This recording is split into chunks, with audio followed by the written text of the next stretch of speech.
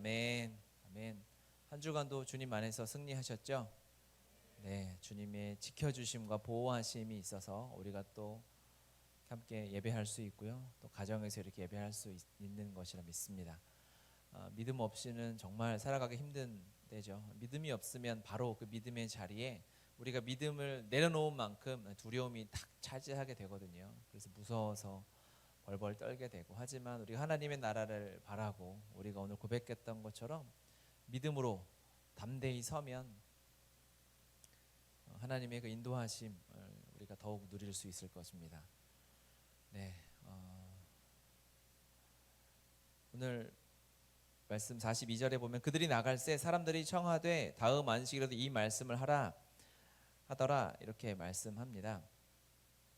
그러니까 바울과 바나바가 설교를 했어요. 그 비시디아 안디옥에 지금 왔지 않습니까? 비시디아 안디옥에 와서 유대인 회당에 와서 설교를 쫙 했습니다. 그랬는데 반응이 제법 좋았던 것 같아요. 그래서 사람들이 좋은 반응도 있고, 어쨌든 막 쫓아낼 만큼 박해하진 않고 다음 안식일에도 일주일 뒤에도 한번 와서 더 설교를 해달라라고 하면 어깨 으쓱으쓱 하거든요. 저도 가끔 다른 교회에서 설교하라고 했을 때 보통 오라고는 안 하거든요. 한 번 하면 거의 할 얘기를 다 하고 미천이 다 떨어진 것 같아 부르면 안 부르는데, 바로 바울과 바나바를 한 번만 더 해줄 수 없냐 이렇게 불렀어요. 회당의 모임이 끝난 후에 유대인과 43절입니다. 유대인과 유대교에 입교한 경건한 사람들이 많이 바울과 바나바를 따르니 두 사도가 더불어 말하고 항상 하나님의 은혜 가운데 있으라 권하니라. 아멘. 바울과 바나바의 설교가 진짜 좋았던 것 같아요. 그래서 사람들이 막 따라요. 그래서 이제 바울과 바나바가 은혜 가운데 거하십시오 이렇게 권면하고 이렇게 마칩니다. 상당히 성공적이었어요. 그러니까 주님의 일을 할 때 이렇게 잘 풀려 나갈 때가 있어요. 여러분 다 주님의 종들이시지 않습니까? 그렇죠? 여기는 설교했구나. 성경을 목사들의 이야기, 선교사들의 이야기로 보면은 이 대단한 오해입니다. 그렇죠? 그럼 오해를 하셨어요? 아닙니다. 이건 우리의 이야기예요. 여러분들의 이야기입니다. 어차피 우리가 복음을 이들은 하나님 허락하시는 곳에서 기회를 주셔서 말로 전했던 것이고, 대부분 우리의 삶으로 전해지잖아요. 아무리 화려한 말을 설교를 잘한다 해도 그것이 나에게 사람들에게 전부 영향이 되어질 수는 없는 거죠. 대부분은 아마 퍼센트를 매길 수 없겠지만 거의 대부분은 그 사람의 삶에 영향을 받게 되고, 그 영향을 받는 가운데 말씀이 흘러가게 돼서 예수님을 믿게 되는데 주님의 일을 하는 바울과 바나바가 이렇게 잘 풀려나가요. 그리고 초청받아서 그 다음 안식일에 갑니다. 44절, 그 다음 안식일에는 온 시민이 거의 다 하나님의 말씀을 듣고자 하여 모이니 라고 했어요. 그러니까 소문이 쫙 난 거예요. 그래서 설교하려고 딱 섰는데 지난주와는 비교할 수 없을 만큼 회당이 가득 차고 막 미리 줄 서고 마스크 사는 것처럼 줄을 쫙 서가지고 사람 쫙 모인 거예요. 그리고 설교를 합니다. 그렇죠? 그래서 유대인들이 그 무리를 보고 시기가 가득하여 바울이 말한 것을 반박하고 비방하거늘. 여기까지는 좋았는데 사람들이 너무 많이 따르니까 유대인들이 마음에 안 든 거예요. 그래서 바울과 바나바가 주님의 말씀을 전하는데 거기서 이제 반박하는 거예요. 반박하고 비방하고. 굉장히 당황스러운 일입니다. 그렇죠? 이런 태클을 들어오다니. 제가 막 여기서 강의하고 있는데 목사님 그 인용구가 틀렸는데 이렇게 한마디, 여러분이 제가 틀린 걸 알면서도 여러분이 온유한 성품을 가지고 계셔서 다 참으시잖아요. 이상하네, 저 성경 구절 틀렸는데 이렇게 하면서도. 그런데 이 사람들은 그렇지 않았어요. 아예 싸우자고 작정하고 달려들어서 주님의 일을 한다는 바울과 바나바의 일을 가로막는 거예요. 비방하는 사람들이 있어요. 한 사람만 비방하고 손가락질해도 마음이 되게 어렵습니다. 그렇죠? 그런데 여기는 비방하는 무리가 찾아와서 바울과 바나바를 이제 태클 걸고 가로막고, 그게 맞냐 그러면서 그냥 그 말만 했겠습니까? 여기 비방했다라는 말이 나오죠. 바울의 설교만 꼬투리 잡았겠어요? 그렇지 않아요. 사람들은 공격하다 안 되면 뭐 하죠? 메시지의 내용이 공격하다가 이게 다 미천이 떨어지면 뭘 공격할까요? 메신저를 공격합니다. 그렇죠? 바울, 네가 지금 복음 전할 자격이 돼? 너 예전에 스데반 죽일 때 옷 들고 있지 않았어? 바로 이야기합니다. 그때도 그러면 메시지에 공격받는 것보다 이런 인신 공격을 받으면, 자신의 과거에 대해 공격을 받으면 더 마음이 무너지게 되어져 있어요. 여기서는 이제 바울과 바나바 안 하고 싶을 겁니다. 털썩 주저앉게 되는 상황인데, 바울과 바나바가 그 정도였으면 성경에 기록될 만한 위인이 안 됐겠죠. 46절, 바울과 바나바가 담대히 말하여 이르되 라고 이야기합니다. 그것에 굴하지 않고 바울과 바나바는 담대히 하나님의 말씀을 전하는 거예요. 어떻게 이 어려움 가운데 담대히 하나님의 말씀을 전할 수 있을까? 성경에 글자로 쭉 적혀 있으니까 우리가 잘 감정이입이 안 되지만 실제로는 정말 어려운 상황이거든요.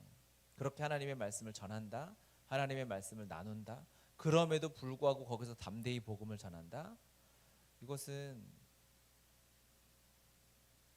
어떻게 이럴 수 있을까를 묵상하다가 하나님이 깨닫게 해주신 것은 뭐냐면, 바울과 바나바가 전할 메시지가 한 가지였기 때문은 아닐까 싶었어요.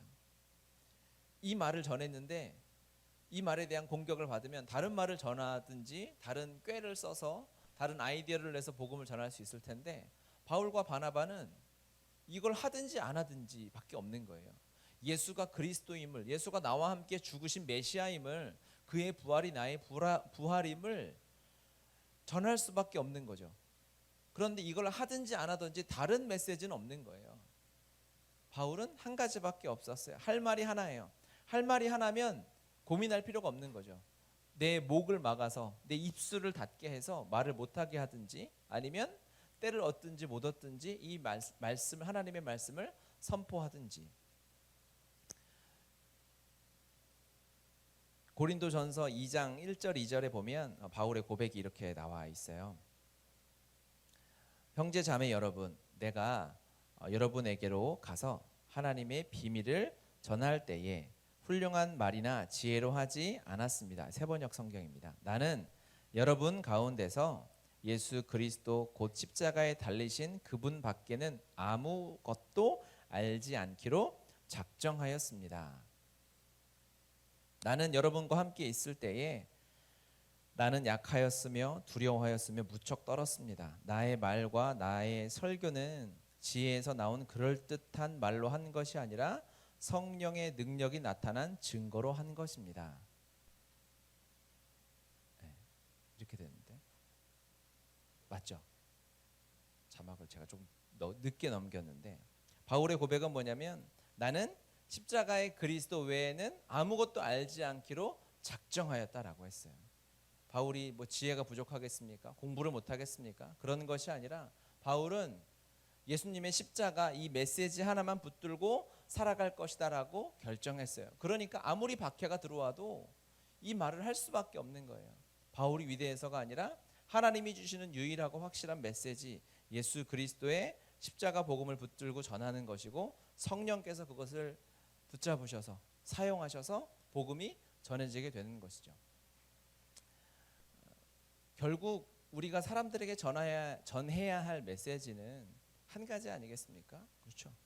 내가 죄인으로 살아왔지만 예수님이 나와 함께 죽으셔서 나의 전부가 되어주셨다. 아멘이죠. 아멘입니다. 이 말을, 이 고백이 나의 전부가 되어지고 때를 얻든지 못 얻든지 이 말을 전하려고 기회를 보는 자, 기회를 찾는 자가 하나님께서 주시는 이 말씀을 하고 살아갈 수 있는 거예요. 어제 큐티에 너무 충격을 크게 받아가지고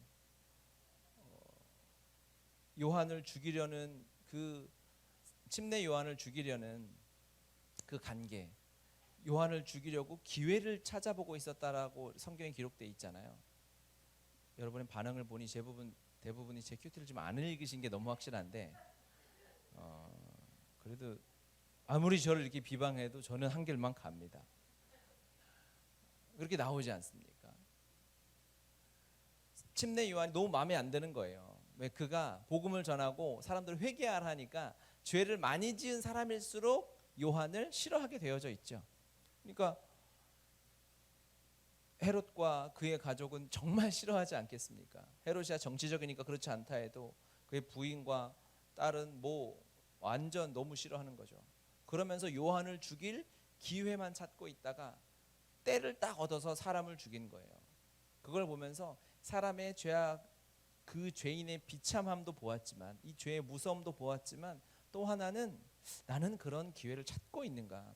세상에 악한 사람은요, 사람 하나 죽이려고 계속 모든 레이더망을 가동해가지고 그 사람 어떻게 죽이냐만 고민하고 있는 거예요. 그러면 우리는 사람을 죽이는데 그렇게 악하다면 우리는 사람을 살리는데 그렇게 레이더망을 가동하고 있는가? 그렇지 못하죠. 왜? 삶이 너무 바쁜 거예요.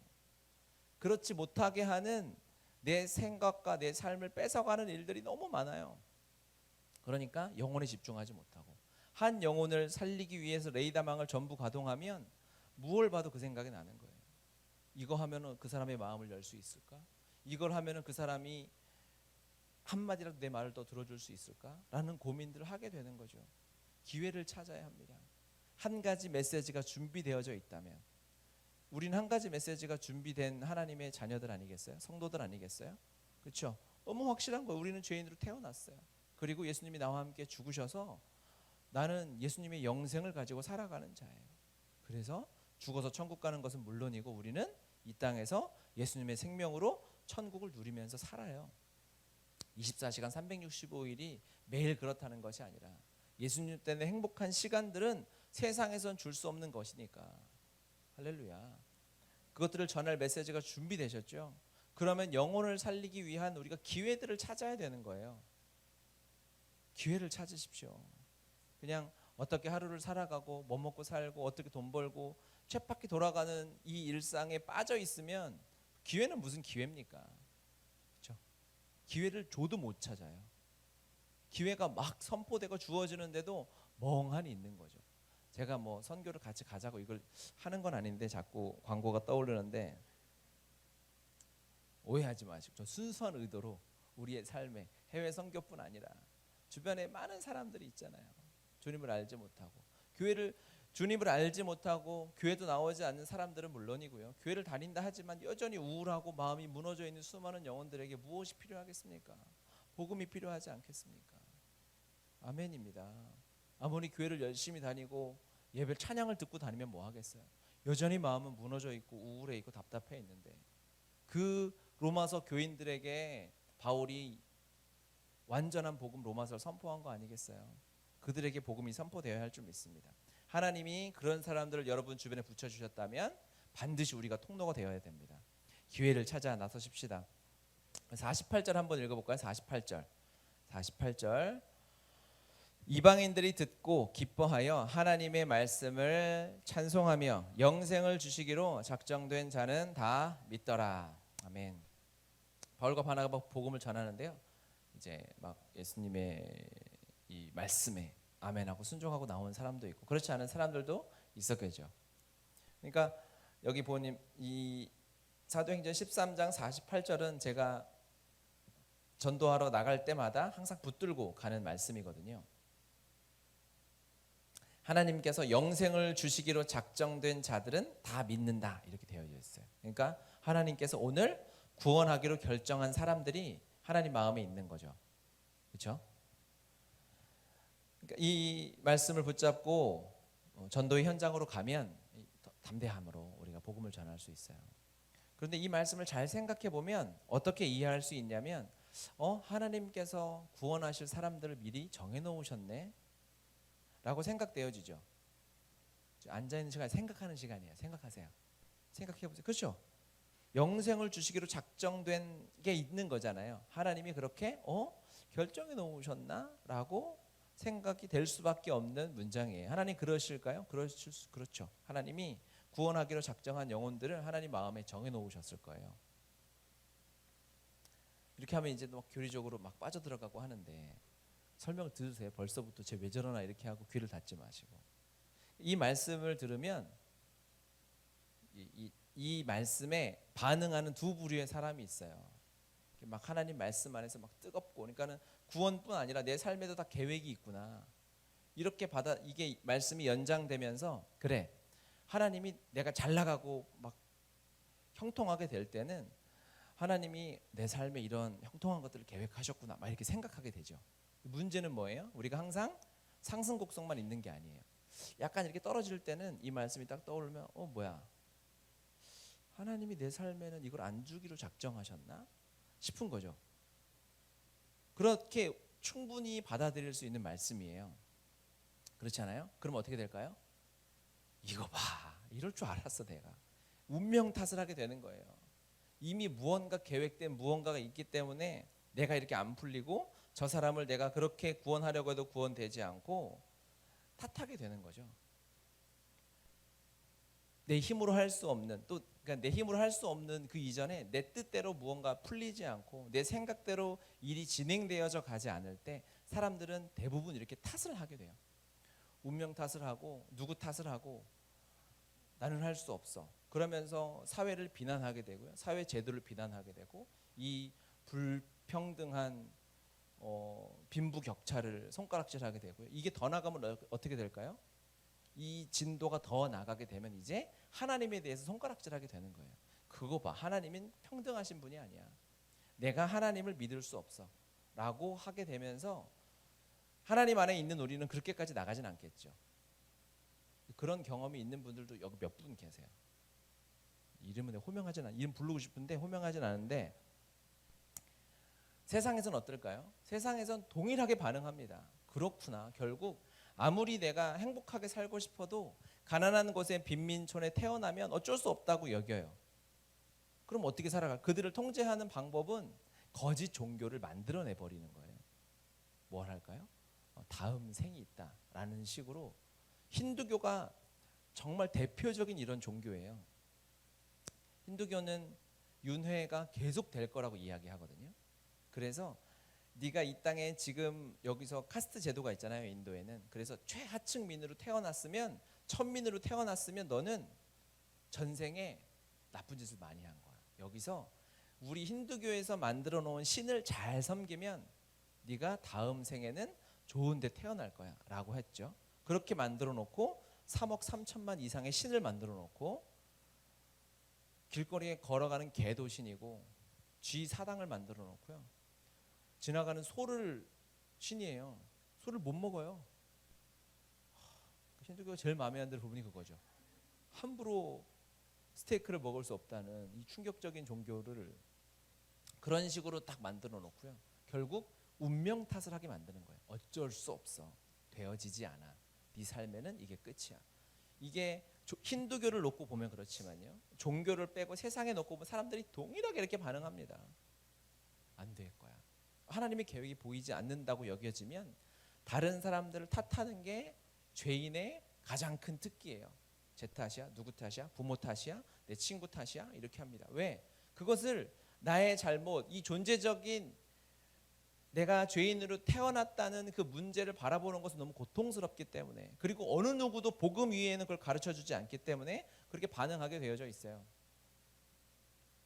굉장히 위험한 마음의 태도입니다. 또 하나 반대로 이거의 반대편에 있는 사람이 있어요. 그거는 무조건 내 탓을 하는 거죠. 하나님의 계획이 있음에도 불구하고 이게 잘 안 되면 내가 이랬나 보다, 내가 잘못했나 보다.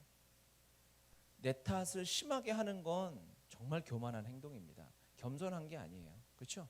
이걸 잘못했다는 건 내가 능력이 있는데 그거를 그 능력만큼 사용하지 못했다고 여겨지는 거지 않습니까? 그런데 우리가 다 아는 것처럼 우리는 그만큼의 능력이 없어요. 우리는 그렇습니다.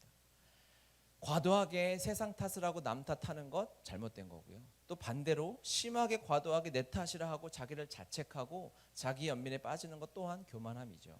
둘 다 틀린 거예요. 우리는 그러한 상황 앞에서, 이 세상의 모든 상황 앞에서 하나님을 주목하고 하나님의 마음을 볼 필요가 있어요. 자, 지금 이 우리나라에 이제 8천 명이 넘어가는 코로나 확진자가 생겼습니다. 그들의 삶을 보고 여러분이 코로나에 아직 안 걸렸으니까 감사하죠. 지금 감사하다고 하기 되게 찝찝하죠. 했다 이거 걸려들 것 같은데, 그렇죠? 감사하잖아요. 안 감사해요? 걸려봐야 되겠어요? 감사한 일입니다. 그러면 이 걸린 8천 명의 마음은 어떨까요? 우리라면 당연히 감사하죠. 감사해야 되는 거. 하나님은 선하시니까요. 하나님을 안 보면 모든 상황에서 핑계가 되는 거예요. 내가 누구한테 걸린 거야? 여러분 직장에서 누구한테 한번 올맞다고 생각해 보세요. 그래서 14일 동안 방에 격리되어 있다고 생각해 봐요. 14일에 13일은 그 사람 욕하는 거예요. 저거 봐 저 더럽게 내가 손도 안 씻고 다닐 때 저 인간 내가 알아봤다고 하면서 13일 동안 그 사람 욕하고 나머지 하루 동안은 잠을 자겠죠.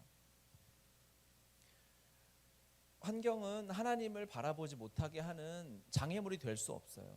어떠한 상황에서도 우리는 감사가 터져 나오게 돼요. 지금 아프고 힘들고 사업이 무너지고 어려우고 타격을 받아도요, 하나님은 그것을 감사함으로 당연히 만드세요. 하나님 선하신데 하나님의 선하심과 전능하심을 누가 막습니까? 하나님의 선하심과 전능하심이, 그분의 사랑이 가로막힐 뻔한 정말 위기가 한 번 있었어요. 어디에서? 어떤 동산이에요. 에덴 동산. 아는 동산 하나밖에 없잖아요. 맛동산, 에덴 동산 두 개 아니에요. 맛동산일 리는 없고. 에덴 동산에서 하나님의 그 선하심과 전능하심이 막힐 뻔했어요. 하와가 막 처먹어가지고 그 막힌 상황에서 하나님은 그분의 선하심이 방해될 수, 전능하시니까 가장 큰 대가인 자신의 아들 예수 그리스도를 희생하시면서 우리를 위해서 제물로 내어주시면서 그분의 선하심과 전능하심을 반드시 이루어내셨어요. 그 사랑 고백 받아내시려고. 우리의 삶에 어떠한 일도 하나님의 선하심, 전능하심, 주님 감사합니다라는 말이 못 나오는 상황은 없다는 거예요. 주님은 그 일을 행하고 계십니다. 아멘. 우리는 그것들을 봐야 합니다. 매일 매순간 누려야 합니다. 지금 제일 안타까운 건 우리가 그리스도인의 마음에 감사가 많이 사라지고 있는 건 아닐까 하는 위기감이 들었어요. 세상 어렵잖아요. 집 밖에도 나가지도 못해요. 집 밖에 나가지 못하면 우린 집에서 뭘 해야 돼요? 감사하죠. 옛날에 집 밖에 나갈 때는 감사했어요? 그렇게 감사도 안 하면서 불평만 우리가 하는 거지. 이전에 누렸던 거에 대한 감사가 하나도 없으니까 지금 감사가 없는 거예요. 자, 이건 끝납니다. 이 사태는 뭐 1년이 될지 10년이 될지 한 달이 될지 모르지만 우리는 끝날 거예요. 이 사태는 끝나죠. 여러분, 이 코로나뿐 아니라 우리의 사업의 문제, 직장의 문제, 결혼의 가정의 문제들도 언젠간 해결될 거예요. 그러면 우리는 지금부터 감사할 준비를 해야 돼요. 하나님, 이걸 끝나면 감사합니다. 이 연습을 하면 지금도 감사하게 되어져 있어요. 그래야 앞으로 어떤 일이 닥쳐와도 우리는 내 감정으로는 감사가 폭발하지 않아도 믿음으로는 고백해낼 수 있는 거예요. 주님 감사합니다. 일단 해놓고 나가는 거죠. 어떠한 상황이 감사가 안 되는 상황이 어디 있어요? 하나님 말씀을 아는 자들이, 예수님 믿는다고 하는 자들이 죽어도 부활이 기다리고 있는데요. 십자가 뒤에는 빈무덤이 기다리고 있는데, 할렐루야. 우리의 삶에 주께서 이 시기를 통하여 우리 감사의 현주소를 점검하게 해주셨으면 좋겠습니다. 아멘. 더욱 감사 노트를 써야 될 때예요. 추수감사 줄 때만 쓰지 말고, 추수감사 줄 때도 잘 안 쓰는데 써야 됩니다. 우리의 감사를 기록하십시오. 쭉쭉 하나님 앞에 감사의 포인트를 정립하고 계셔야 돼요. 할렐루야. 저도 추수감사절 이전부터 준비하면서 시작해서 지금 쓰고 있어요. 그래서 감사가 이제 700번이 넘었어요. 700가지 감사가 제 삶에 쌓여가요. 물론 대충 막 쓸 때도 있어요. 하루를 잘 살아서 감사합니다 이렇게 쓰고 잘 때도 있는데, 어쨌든 이거는 우리의 훈련이고 노력이에요. 주님 앞에 이 작은 헌신이 드려질 때 여러분 엄청난 감사의 사람으로 살아가게 될 줄 믿습니다. 아멘. 49절 말씀 읽어볼까요?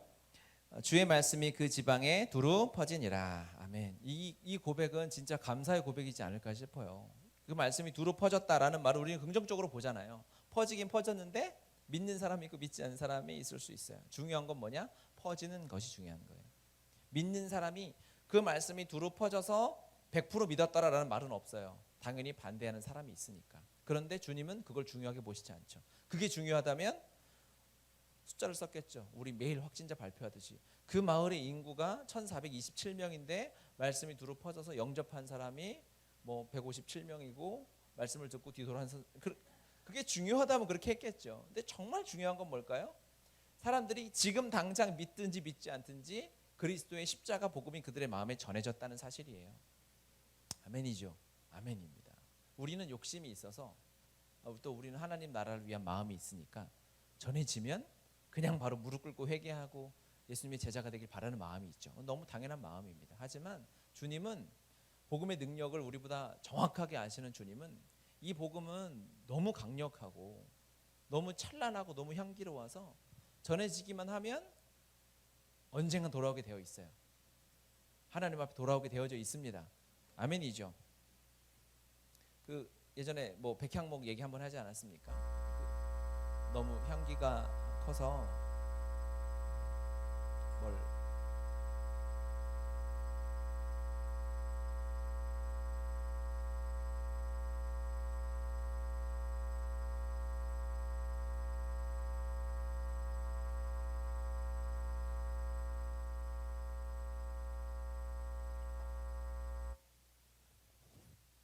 네. 다시 돌아왔습니다. 여러분은 상황을 알지만 TV 보시는 분들은 제가 설교하다 어디 가나 이럴 거예요. 잠깐 음향에 이상이 생겨가지고 돌아왔어요.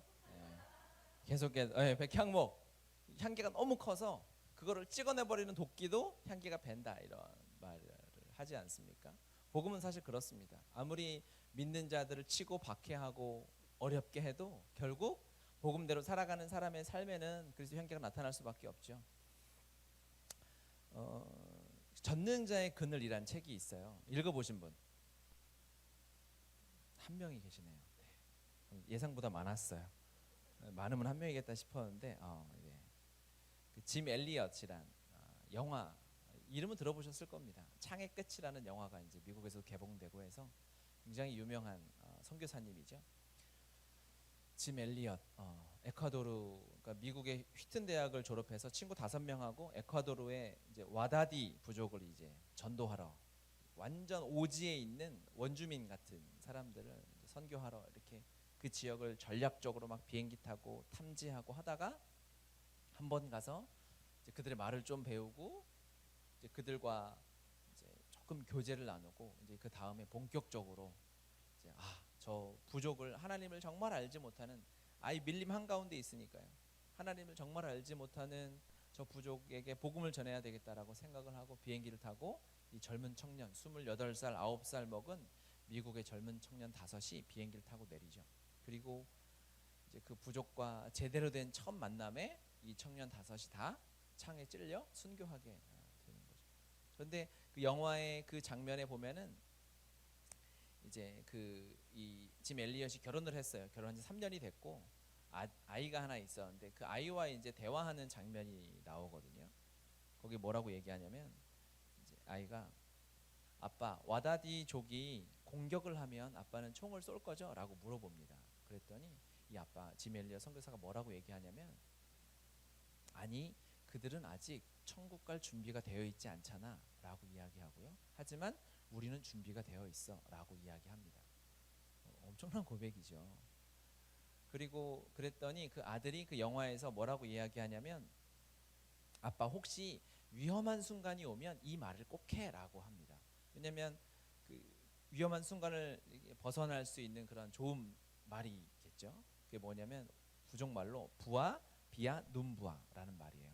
이게 뭐냐면 나는 당신의 친구입니다. 나는 당신의 진실한 친구입니다. 이 아이가 너무 지혜롭죠.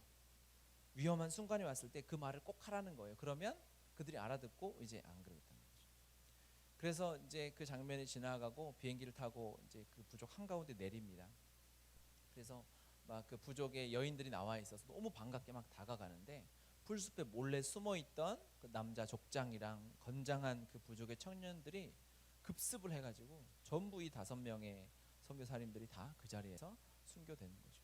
그때 한 장면이 엘리야 선교사님이 창에 찔려서 누워 있는데 한 그 부족의 청년이 그 사람을 그 엘리야 선교사님을 이제 다시 한번 확인 사살하려고 다가오는데 그때 선교사님이 죽어가면서 한마디를 하는 거예요. 그게 이 한마디였어요. 부아 비아 눈부아 라는 말에 이 부족 청년의 마음이 흔들리는 게 그대로 나오는 거죠. 그때 안 거예요. 근데 이미 늦은 거죠. 그 복음을 전하려고 갔던 그 나는 당신의 친구라는 예수님이 하신 말씀 아니겠어요? 주님은 우리에게 친구가 되기 위해서 인간으로 오셨잖아요. 아멘이죠. 우리와 대화하기 위해서, 우리의 말을 하기 위해서 인간으로 오셨어요. 하나님은 예수님 이전에도 이미 하나님이 하나님 되심, 자신이 메시아이고 하나님만을 믿어야만 영원한 천국에 들어갈 수 있다는 것을 온 역사에 계시해 놓으셨지만 우리가 못 알아들으니까, 우리가 이 부족 같은 사람이잖아요. 저만 그런 게 아니라 갑자기 그러세요. 그러니까 예수님이 우리의 말을 하고 우리의 모습을 하고 우리와 같은 눈높이로 대화하기 위해서 이 선교사님이 간 것처럼 동일하게 오셨는 거 아니겠어요? 그 한마디가 이 부족의 마음을 울렸던 것 같아요. 그리고 2년이 흐른 뒤에 또 선교사님 한 팀이 가는데 이게 이제 말도 안 되는, 이게 이 5명의 청년이 죽고 미국의 언론에 왜 이런 낭비를 하는가, 이런 바보 같은 짓을 하는가라고 언론에 보도가 될 정도였습니다. 그리고 2년 뒤에 선교팀이 한 팀이 더 가는데 그게 엘리자베스 엘리엇입니다. 이름이 뭔가 비슷하죠? 부인인 거예요. 부인과 선교사님의 여동생과 아이를 데리고 이 와다디 부족 안에 들어가서 예수님을 전하지는 않고 한 5년 동안 계속 봉사를 하는 거예요. 그들에게 문명을 가르쳐주고 의료를 가르쳐주고 청결하게 사는 법들을 가르쳐주고, 이들의 마음이 너무 감동한 거죠. 왜냐하면 백인 남자들은 공격했지만 여자와 아이들이 왔으니까 죽이지는 않는 거죠. 힘이 어차피 없으니까. 함께 5년을 살다가 이제 부족에서 여러 번 물어봤겠죠. 도대체 당신들은 왜 이곳에 와서 이 고생을 하면서 우리를 돕고 있습니까? 라고 이 엘리자베스 엘리엇 선교사님에게 물어봤더니 이 선교사님이 그러니까 7년 전이죠. 7년 전에 당신들이 죽였던 그 선교사 중에 한 명이, 그 백인 남자 중에 한 명이 내 남편이다 라고 그때 이야기를 한 거예요. 그 부족은 이제 주님의 사랑 앞에, 복음 앞에 난리가 난 거죠. 이 엘리엇 선교사님이 죽어가면서 나는 당신의 친구야라고 한 말이 무슨 뜻인지 이제 안 거예요. 진짜 친구인 거죠. 죽여도 향기가 나니까. 죽였는데 부인이 왔어요. 만약에 부인이 죽었으면 아들이 또 왔을 거예요. 만약에 그 아들이 죽었으면 또 왔을 겁니다. 아마 대부분의 하나님의 말씀, 하나님의 복음이 전파되는 곳에는 동일하게 이 원리로 흘러가게 되는 거예요. 선교사들이 죽어나가는데 또 하나님이 아들을 보내고 또 하나님의 아들을 보내서 이 사랑이 흘러가게 하는 거 아니겠습니까? 복음의 향기, 엘리야 선교사님을 죽여도 그 땅에 가득해서 엘리야 선교사님을 창으로 찔렀던 사람이 목회자가 돼가지고 목사가 돼서 그 부족을 전도해서 그 와다디 부족은 전부 100% 주님을 영접하는 하나님의 민족이 되었다는 거죠. 너무 유명한 이야기입니다. 복음이 두루 퍼지다라는 말에는 그런 뜻이 있어요. 우리는요, 환경이 익숙하니까 계속 판단해요. 내가 이걸 했을 때, 전했을 때 돌아오나? 특히 잘 변하지 않는 가족들 있죠. 내가 전도자로 품고 있는 사람들, 그들이 왜 변하지 않을까? 왜 세상을 여전히 살고 있을까? 하나님의 시간표가 정확하게 있는 줄 믿습니다. 우리가 기대해야 할 것은 그때마다, 마음이 무너질 때마다 하나님께 드려야 할 질문이 있어요. 그건 뭐냐면, 하나님이 지금도 하나님을 부인하는 이 영혼을 사랑하십니까? 예요. 그럼 하나님이 당연히 대답하시겠죠. 당연하지, 뭘 그걸 물어보냐, 이렇게 하실 거예요. 너무 당연한 거예요. 그러면 괜찮은 거예요.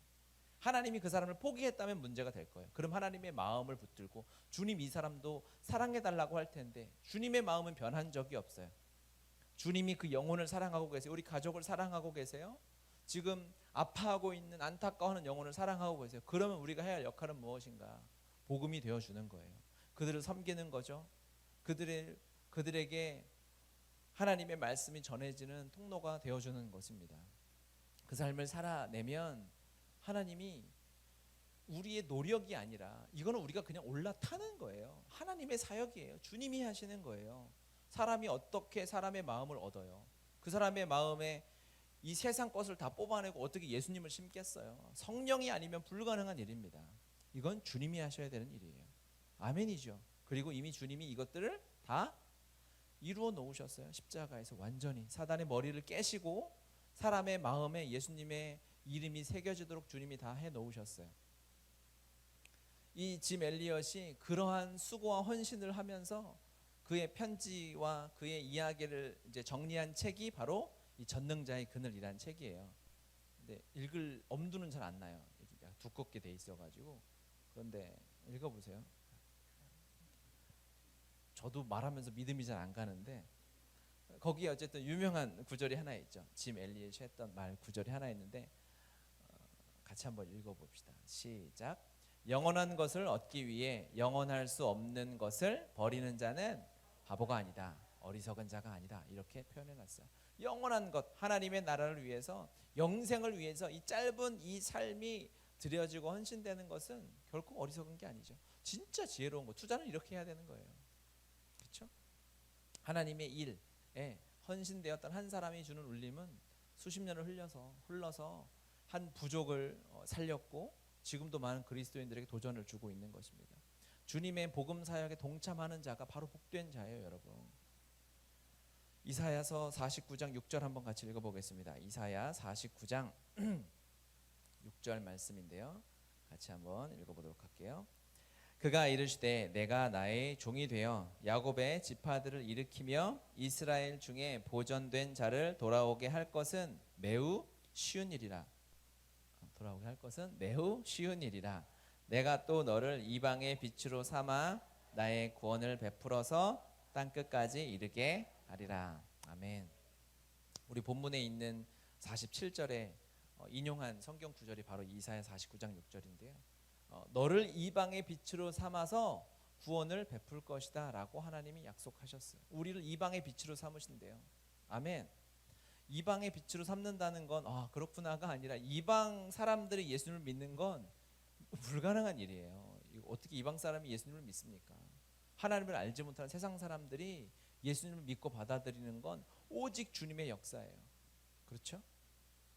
근데 이 앞에 있는 말씀이 너무 재밌는 거예요. 이스라엘 중에 보존된 자를 하나님 앞에 돌아오게 할 것은 주님 보시기에는 매우 쉬운 일이라. 제가 쓴 게 아니라 성경에 이렇게 써 있어요. 가벼운 일이다. 어렵지 않은 일이야 라고 하나님이 이야기하시는 거예요. 그렇죠? 그러니까 우리는 그 안에 타서 하나님이 행하시는 일들을 즐기면 되는 거예요. 애쓰지 않고 그냥 그 하나님의 역사, 선교함에 타서 하나님의 전도하시는 그 열차에 타서 함께 동행하고 걸어가면 우리가 기차에 타기만 하면은 애쓰지 않아도 목적지까지 데려다 주잖아요. 그렇죠? 거기서 불쌍한 짓을 하지 말아야죠. 혼자 기차가 빨리 이래 안 돼. 아이들하고 이렇게 있다 보면 요즘에는 여러분 시대에는 그런 게 없었을 거예요. 여러분이 웬만한 부르주아가 아닌 이상은 요즘엔 아이들이 이렇게 전동 자동차라는 게 있어요. 그래서 전기로 이렇게 부웅 하면 밟고 이렇게 가는 게 있습니다. 아시죠? 근데 그것 중에 조금 좋은 거는 부모님들이 리모컨으로 조정할 수 있는 게 있어요. 아시죠? 그래서 애들이 막 지가 운전하는 줄 아는데 뒤에서 아빠가 이렇게 따라가요. 몰래 눈치 못 채게. 왜냐면 이걸 알면 재미없잖아요. 아이들이. 그런데 거기서 애들은 애를 쓰고 막 운전하고 난리를 치는데 결국 아빠가 다 하는 거죠. 그게 하나님의 사역을 하는 방법이겠구나라는 생각이 들었어요. 저는 그런 걸 봐도 왜 이런 생각이 드나 몰라요. 저 아버지가 하나님이네 이 생각이 딱 들어가지고 우리는요 살아가면서 엄청 애쓰고 노력해요. 정말 우리의 관심을 쏟아야 할 때는 쓰지 못하고 내가 있는 차는 뒤에서 아버지가 더 조종하고 계신데 이거 어떻게 가나 이거 충전이 떨어지면 어떡하나 이 생각하고 있죠. 우리는 내가 지금 잘 타고 있나 아버지가 운전하시는 배에 잘 타서 하나님의 역사하심을 누리며 가고 있는가. 우리가 점검해야 될 거는 이 배가 잘 가느냐가 아니라 뭐죠? 내 마음을 걱정해야 되는 거예요. 내 마음을 돌아봐야 되는 거예요. 지금 내 마음에 두려움이 가득한가? 예수님이 주시는 평안이 가득한가? 영혼을 바라보며 기회를 찾고 있는가? 아니면 세상에서 성공할 기회를 찾고 있는가? 하나님이 우리의 삶은 100% 인도하십니다. 실수 없이 틀림없이 하나님의 계획대로 이끌어가고 계십니다. 아멘. 왜 이렇게 힘이 없어요? 하나님 여러분에게 돈을 주십니다. 이렇게 아멘 할 거예요? 그거는 무슨 얘기죠? 그러지 말아야죠. 우리가 더욱 하나님 앞에 부르짖어야 할 것들이 있어요. 주님, 제 마음의 관심사가 내 마음의 중심이 영혼을 향하게 해주십시오. 영혼 구원의 기쁨, 나로 인해서 복음이 흘러가는 자리로 나를 세워주십시오라고 기도해야 될 줄 믿습니다. 그 열매는 하나님께 온전히 맡겨드리고 할렐루야 아멘이죠. 그리고 또 우리가 지금 내 사업이 잘 가고 있나 내 직장이 잘 나가고 있나 그것을 고민할 때가 아니라 하나님 안에서 주님 안에서 이제 주님과 함께 동행하는 이 삶에서 하나님의 기쁨을 누리고 있는가? 내 마음에는 하늘 무화과 나무 잎이 마르고 포도 열매가 없고 감람나무에 소출이 없고 외양간에 송아지가 없어도 여호와로 인하여 즐거워하고 기뻐하고 있는지가 내 마음 안에 점검되어야 할 줄 믿습니다. 아멘. 우리는 그런 사람들이에요. 세상의 소출 따위로 즐거워하고 슬퍼하는 사람이 아니라 여호와 하나님 그 이름 하나만으로 기뻐하는 하나님의 자녀들인 줄 믿습니다. 그 기쁨이 우리 안에 가득 찰 때 이 복음의 향기가 퍼져나갈 줄 믿어요. 이 두려워하는 세상을 치유하는 것은 마스크를 나눠주는 일이 치유하는 게 아니라 이 세상을 치유하는 것은 이 기쁨을 가진 자들이 그들을 만나고 위로하고 예수 그리스도의 놀라운 복음을 전할 때 이 땅에 소망이 있는 줄 믿습니다. 우리 그런 삶을 함께 살아나가십시다. 아멘. 우리 같이 기도합시다. 우리의 마음을 하나님 앞에 점검해 보았으면 좋겠습니다. 한 주간 우리는 무엇 때문에 기뻤습니까? 한 주간 우리는 무엇 때문에 우울했나요? 한 주간 우리가 살아왔던 삶은 내 감정을 좌우했던 것은 무엇일까요? 하나님 앞에 우리가 그 마음을 드리며 우리 같이 기도했으면 좋겠어요. 주님이 여전히 살아계십니다. 내 삶을 알고 계시고 인도하고 계신 하나님이신 줄 믿습니다. 주님, 우리의 삶을 붙잡아 주시고 인도하여 주셔서 예수님으로 말미암아 하나님으로 말미암아 기뻐하는 자들 되게 하여 주시옵소서. 우리 주여 삼창하시고 함께 기도합시다.